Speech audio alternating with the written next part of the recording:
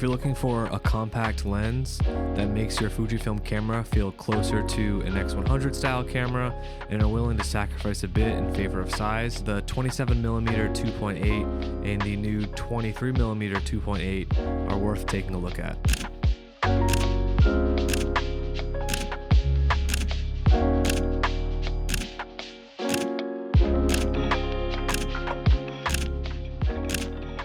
In this video, we're going to compare the build of these two lenses as well as compare some images, and then we're going to wrap up with going over my opinion and what I would recommend. Both lenses are nearly identical from a distance. The 27mm comes in at 84 grams and the 23mm is a touch heavier at 89 grams. Both lenses are weather resistant, both have a 39mm filter thread, both feature an aperture ring that goes from 2.8 to f16 and the ability to lock the aperture in auto. The 23mm aperture ring has a little more resistance to it when compared to the 27mm, and it sounds a little bit quieter. In terms of looks, the 23mm has a bit more of an angular design to match the looks of the X-E5 that it originally came out with. The 27mm, on the other hand, has a bit more of a curved, rounded look to it. The 27mm comes in only black, and the 23mm comes in both black and silver. Now let's look at a few photos. All of these images were captured raw and then imported into Lightroom, and the Adobe color profile was applied. I wanted to start by saying that I primarily shoot street photography, but getting candid photos to compare these lenses would be pretty much impossible, so don't judge my pretty mid example shots. I wanted to show this photo first so you can get an idea of the focal length difference. Then here's an example of the 23mm cropped in to roughly 27mm. And here's a crop of them both at 4x5. It may not translate well to YouTube, but to my eyes they look pretty similar. Even cropping a significant amount, they both retain similar amounts of detail, even though the 23mm is cropped even more. This next photo is at f2.8. I also took a photo with the 35mm f2 at 2.8 so you can see the difference in focal length and compare sharpness. Here's another example of focal length and compression differences. For these next two examples, I wanted to take a few images shooting towards the sun. From my experience shooting the 27mm, I always felt that there was a significant loss of contrast when shooting towards the sun or a light source. In this next example, it's even more clear that the 23mm is better at retaining contrast when shooting towards the sun. To me, the 27mm looks like a bit of a blobby mess.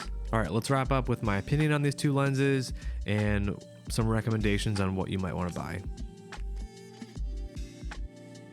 Both these lenses are great if you're looking for a small, compact, everyday lens, but for me, I far prefer the 23mm. I've had the 27mm for over a year and a half, and honestly, I've barely used it. I personally just never fully gelled with the 40mm equivalent focal length, and when compared to the 23mm and 35mm f2 that I was used to, it felt noticeably softer, especially at f2.8. When I bought the 27mm, I intended it to be a everyday lens that at 40mm equivalent sat perfectly between the 23mm and 35mm f2 that I already owned, but it sat at this awkward place where it never felt quite as wide as I wanted it to be or as tight as I wanted it to be. Earlier this year, I went on a trip to the UK, and when it came down to choosing which lenses I wanted to bring, I ended up just bringing the 23 and 35mm f2, and even though the 27mm was light, I decided to leave it at home. I chose the 23 and 35mm f2 because they were reliably sharper, had faster autofocus, were better when shooting towards a light source, and could go to f2 when I needed. And to be clear, the 23mm f2.8 isn't way better than the 27mm f2.8. It's just better in a lot of little ways that add up.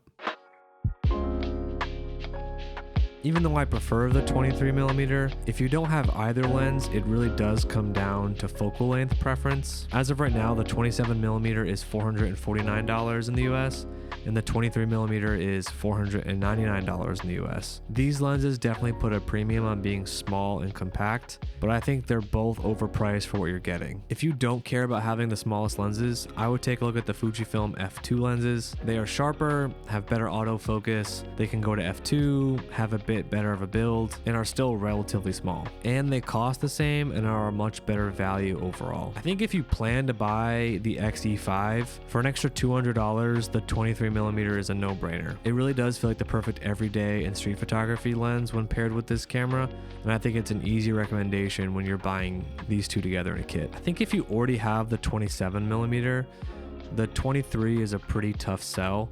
Unless like me, you far prefer 35mm and are willing to sell the 27mm online, Fujifilm lenses do tend to hold a pretty high resale value, and if that's not a huge deal for you, then go for it. And that pretty much wraps up the comparison. Both lenses are great, and I do really like both, but I think I'm planning on selling the 27mm with how much more I prefer the 23. If you enjoyed this video, subscribe to the channel. I'll be making more soon. And if you want to follow me on Instagram, I go by TJPEG. That's tjp.eg.